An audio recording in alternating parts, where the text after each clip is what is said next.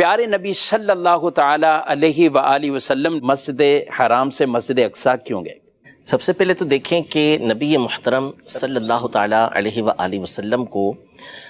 جو معراج نصیب ہوئی، اور اس کے لیے قرآن میں دو مقام پر تذکرہ کیا گیا، ایک سورۃ الاسراء جس کو سورہ بنی اسرائیل بھی کہتے ہیں، اور دوسرا سورہ والنجم کے اندر۔ سورہ بنی اسرائیل میں معراج کا ابتدائی حصہ بیان کیا گیا ہے، تو ایک ایک کلمے کے اندر، ایک ایک لفظ کے اندر اللہ تبارک و تعالی نے یہاں پر حکمتیں رکھی ہیں، اور اس کا ظاہر کلام الحکیم لا یخلو عن الحکمہ، جو حکیم کا، دانا کا کلام ہوتا ہے وہ کبھی بھی حکمت سے خالی نہیں ہوتا، اس کے اندر کوئی نہ کوئی حکمت ہوتی ہے۔ مسجد اقصی کی طرف جو لے جانا ہے، اس حوالے سے علماء نے بہت خوبصورت حکمتیں بیان کی ہیں۔ ایک تو مشہور حکمت یہ ہے کہ جب نبی محترم صلی اللہ تعالیٰ علیہ وآلہ وسلم آسمانوں پر تشریف لے کر گئے، آپ نے جنت کو دیکھا، دوزخ میں قدم رکھا، اس کی بھی ایک وجہ ہے کیوں قدم رکھا، اور آپ عرش الہی پر گئے، اللہ تعالیٰ کا دیدار کیا، آسمانوں میں آپ کی انبیاء سے ملاقات ہوئی۔ اب جب آپ زمین پر تشریف لانے تھے، زمین کو جب آپ نے مشرف فرمانا تھا آ کر، تو جب آپ کی، اور یہ انڈرسٹوڈ تھا کہ آپ نے کفار کے سامنے جب اس بات کو بیان کرنا ہے تو انہوں نے استہزاء کرنا ہے، انہوں نے مذاق اڑانا ہے، انہوں نے توہین کرنی ہے،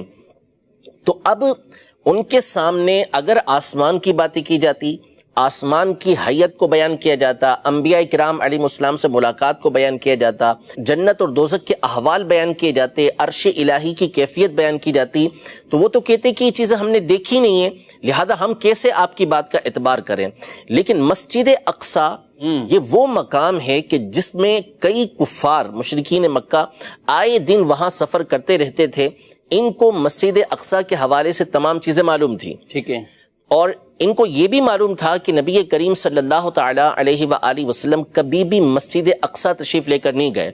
اب ان کے پاس حضور علیہ السلام کا جو دعویٰ تھا، اس کو دنیاوی اعتبار سے جانچنے کے لیے ایک ذریعہ موجود تھا کہ وہ پوچھ لیتے حضور علیہ السلام سے کہ آپ مسجد اقصی کی جو حیت ہے، مسجد اقصی کی جو بناوٹ ہے، وہ کس طرح کی بنی ہوئی ہے۔ تو نبی کریم صلی اللہ تعالیٰ علیہ وآلہ وسلم سے جب انہوں نے سوال کیا تو آپ علیہ السلام نے اللہ تبارک و تعالیٰ کی عطا سے ایک ایک چیز مسجد اقصی کی ان کے سامنے بیان کر دی۔ اب یہ بات بالکل واضح ہو گئی کہ حضور اکرم صلی اللہ علیہ وسلم کو رات کے مختصر حصے میں اللہ تبارک و تعالیٰ مسجد اقصی تک لے گیا، مسجد حرام سے، تو جو رب تبارک و تعالیٰ اس بات پر قادر ہے کہ رات کے ایک مختصر حصے میں مسجد حرام سے مسجد اقصی لے جائے، وہ اس بات پر بھی قادر ہے کہ آسمانوں پر لے جائے، یہ بھی اللہ تبارک و تعالیٰ کی قدرت کے اندر ہے۔ دوسری حکمت،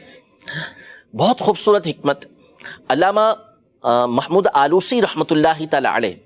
انہوں نے تفسیر روح المعانی کے اندر بیان کی، نبی محترم صلی اللہ تعالی علیہ وسلم کی ذات گرامی وہ ہے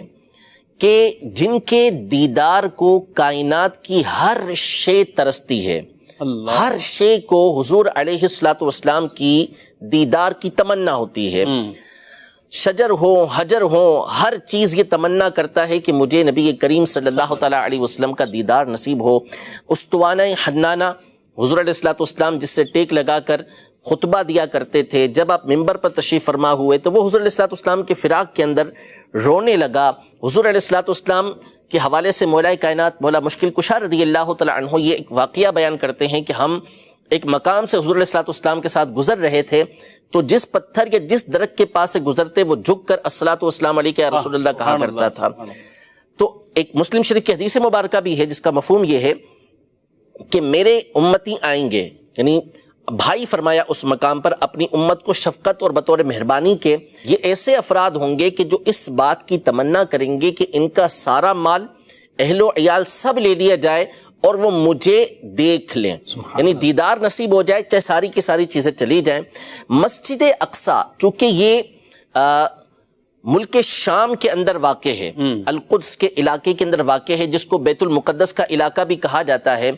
یہاں کثیر انبیاء کرام علیہ السلام یا تو وہاں پر ہی مبعوث ہوئے، یعنی وہیں ان کی بعثت ہوئی، یا بہت سے وہاں پیدا ہوئے اور بہت سو کی ہجرت وہاں پر ہوئی۔ تو مسجد اقصی کو یہ سعادت حاصل ہے کہ اس نے کئی انبیاء کرام علیہم السلام کی زیارت کا شرف پایا ہے۔ کیا بات ہے۔ علامہ آلوسی رحمۃ اللہ تعالی علیہ لکھتے ہیں کہ مسجد اقصیٰ کے ستونوں نے اللہ تبارک و تعالیٰ کی بارگاہ میں اس بات کی التجا کی، دعا کی کہ یا اللہ عز و جل، ہم تیرے کثیر انبیاء کرام علیہم السلام کے دیدار سے مشرف ہوئے ہیں، ان کو دیکھنے کی ہم نے سعادت حاصل کی ہے۔ اب سید الانبیاء علیہم السلام یہ مبعوث ہوئے ہیں، ان کی زیارت ہم نے نہیں کی۔ علامہ آلوسی فرماتے ہیں کہ اللہ تعالیٰ نے ان کی دعا کو قبول کیا اور نبی کریم صلی اللہ علیہ وسلم آسمانوں پر جانے سے پہلے مسجد اقصیٰ میں تشریف لے کر آئے۔ سبحان اللہ۔ اسی طرح ملک شام جو ہے، آج تو ہمارے یہاں ایک مخصوص جو ملک ہے جس کو سیریا بھی کہتے ہیں، یہ ملک شام کہلاتا ہے، لیکن نبی کریم صلی اللہ تعالیٰ علیہ وآلہ وسلم کے زمانہ اقدس میں جو ملک شام تھا وہ بڑا وسیع تھا۔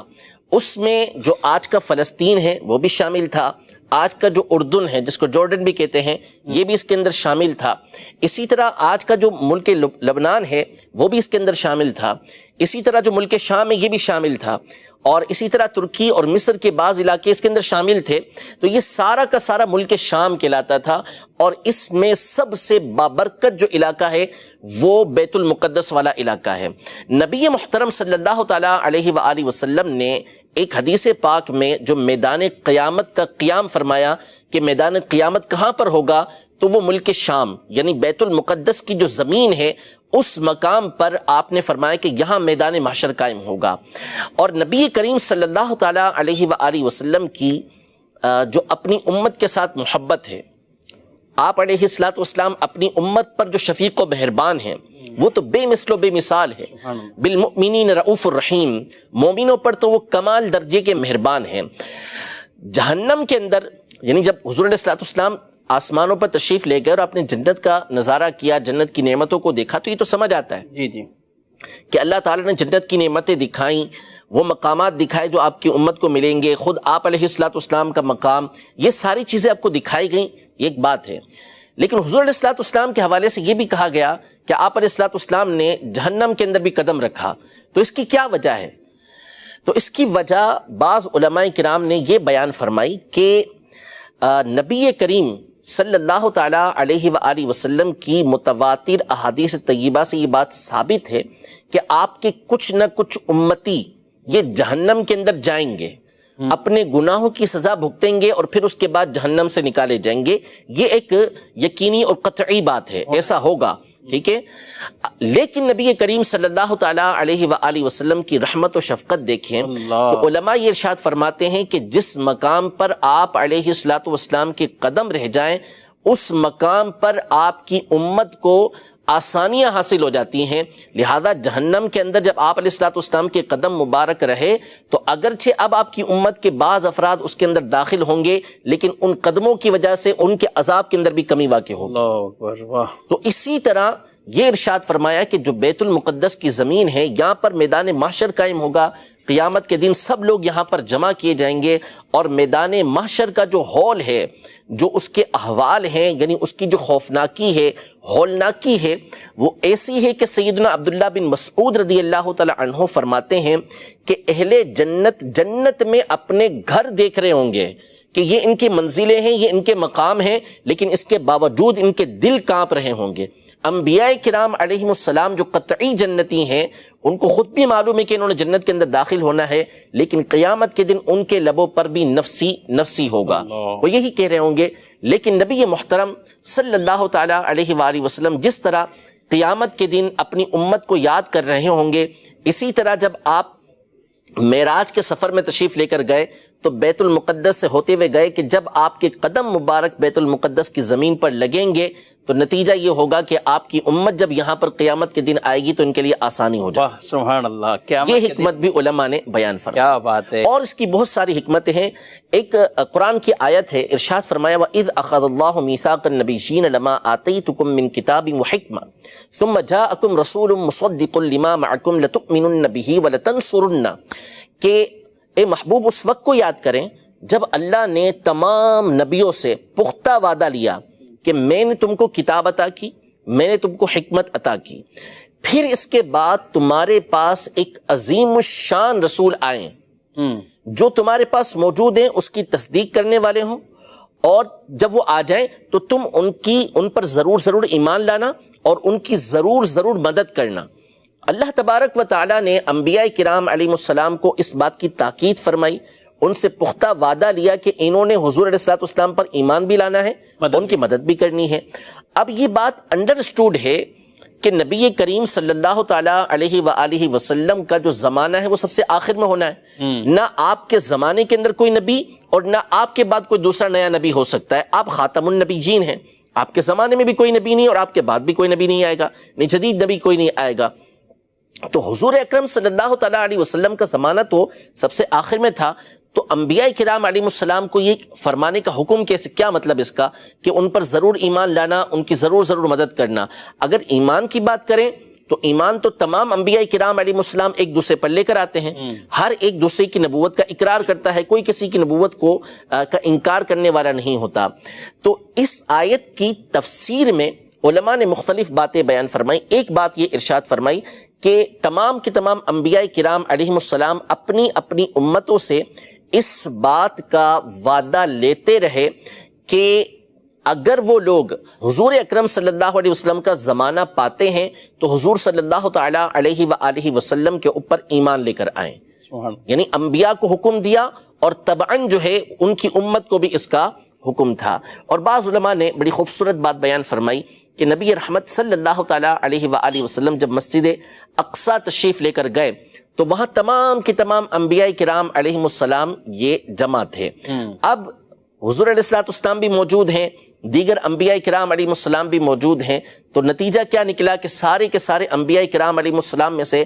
بڑے بڑے انبیاء کرام، مشہور و معروف انبیاء کرام، وہ کھڑے ہوئے، اپنی اپنی فضیلتیں جو اللہ نے ان کو عطا کی تھی بطور تحدیث نعمت بیان کی۔ آخر میں نبی کریم صلی اللہ علیہ وسلم کھڑے ہوئے، خطبہ دیا اور اللہ تبارک و تعالیٰ کی حمد و ثنا کے بعد بیان کیا کہ اللہ نے مجھے رحمت للعالمین بنا کر بھیجا، مجھے خاتم النبیین بنا کر بھیجا، مجھے اپنا حبیب بنایا۔ حضرت ابراہیم علی نبینا و علیہ السلام انہوں نے کھڑے ہو کر اعلان کیا کہ انہی فضائل کی وجہ سے محمد صلی اللہ علیہ وسلم کو ہمارے اوپر فضیلت دی گئی ہے۔ تو یہ تمام کے تمام نبی کریم صلی اللہ تعالیٰ علیہ وآلہ وسلم کی فضیلت کے مقر ہوئے، اقرار کرنے والے ہوئے، اور جب انہوں نے حضور علیہ السلام کے پیچھے نماز ادا کی تو اس کا مطلب یہ ہوا کہ اس وقت جس نبی کے امتی موجود تھے ان پر لازم ہوا کہ وہ نبی کریم صلی اللہ تعالیٰ علیہ وآلہ وسلم پر ایمان لے کر آئیں۔ سبحان اللہ، سبحان اللہ۔ تو اس طرح کی حکمتیں بہت ساری ہیں۔